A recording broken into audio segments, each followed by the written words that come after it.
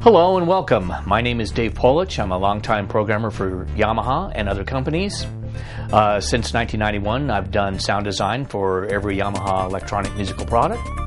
And I'd like to welcome you to this tutorial which explains how to load, save, and manage data to your Moxf.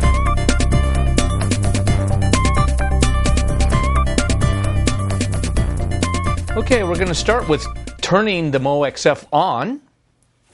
Pretty simple. Reach over the back, push the power button on. The screen lights up. It boots rather quickly.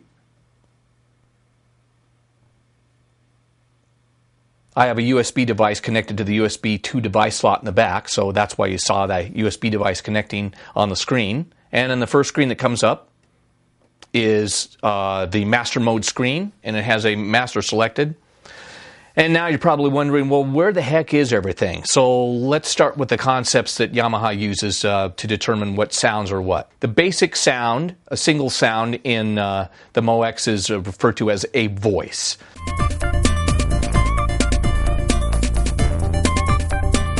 And to access voice mode, we're going to go and press under the mode area. We're going to press the voice button. And now you'll see that the first voice is listed as Everlasting Glory, which is in the User 1 bank. There are 3 user banks and 9 preset banks. The voices contained in the preset banks can be edited, tweaked, changed to your liking, but they have to be stored to a location in one of the user banks.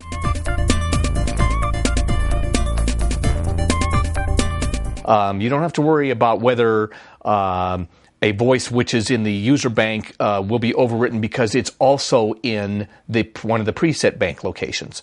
So you can see at the top of the screen that we have the user 1 bank is come up by default.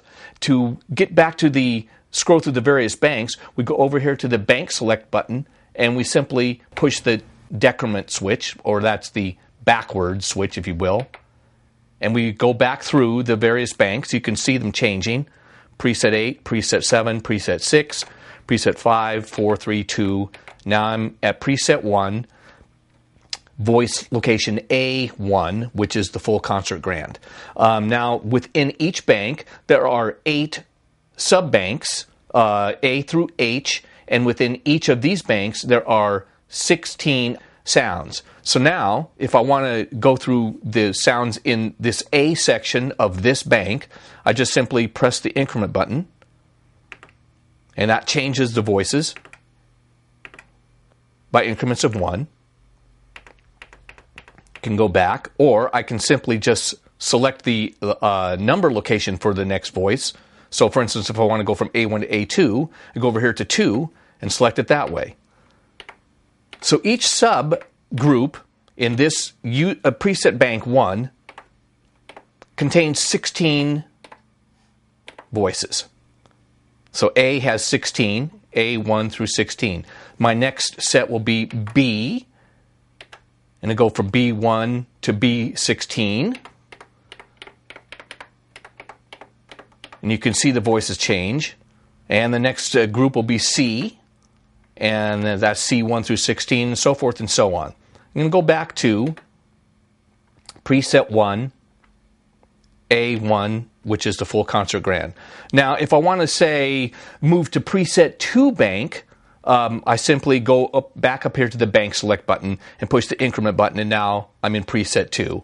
Again, that you can keep on pushing the increment button till you get through all the preset banks up to 9.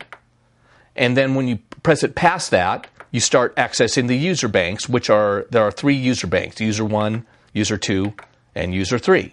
So let's go back now to preset 1. Now we're back there at the first voice in preset 1, A1. The next mode that the Moxf has is called the performance mode.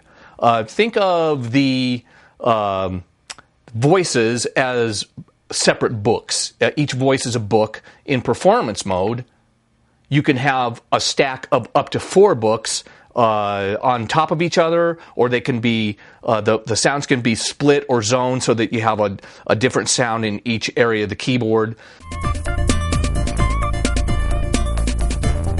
And performance mode can also be used to have a little like a backing situation where you just simply hit a key and a rhythm starts, and then you can play over the top of it.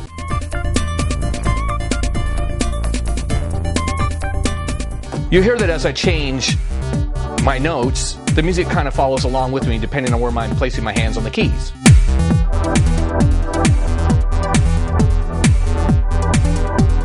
To stop the playback, I simply just select another performance.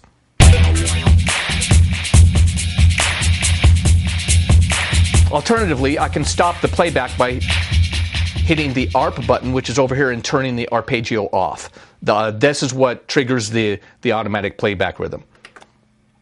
So that's performance mode, and basically what we're going to be concerned with for the rest of this tutorial is voice mode and how to load separate voices in either single or as a bulk, and the concept of what a voice is actually made up of.